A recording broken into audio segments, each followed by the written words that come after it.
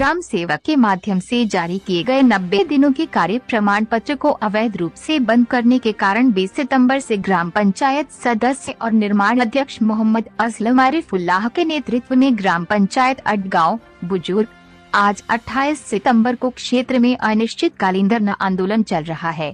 महिला बाल कल्याण जिला परिषद कोला की पूर्व अध्यक्ष श्रीमती शोभाताई शेलके ने भी दौरा किया और वंचित बहुजन अघाड़ी का समर्थन किया।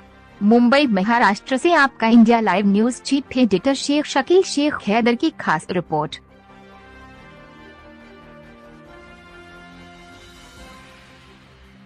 बुजून ग्रामसेवक या ठिकाणी टाळमटाळ करून राहिले आणि याच्यामुळे काय या मजूर कामगारांचं फार मोठं नुकसान त्या ठिकाणी होऊन राहिलं।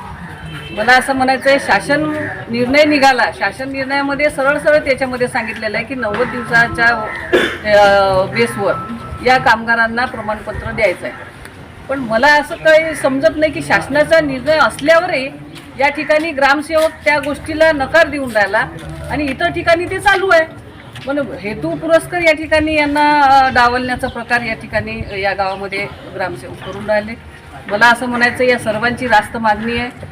असलमने जो पायंडा या ठिकाणी या आंदोलना या सर्वांच्यासाठी इथं या सर्वांना हक्क मिळण्यासाठी, त्यांना न्याय मिळण्यासाठी असलमने जे आंदोलन या ठिकाणी उभं केलेलं आहे आणि हक्कासाठी मागणी आहे, रास्त मागणी आहे। त्यांची काही ते शासनाच्या विरोधात किंवा त्यांची आणखीन काही खोटं राहतं असंही काही नाही। जे रास्त आहे, ज्यांची नोंदणी झालेली आहे, अशा लोकांना तुम्ही प्रमाणपत्र दिलं पाहिजे असं असलमची मागणी आहे।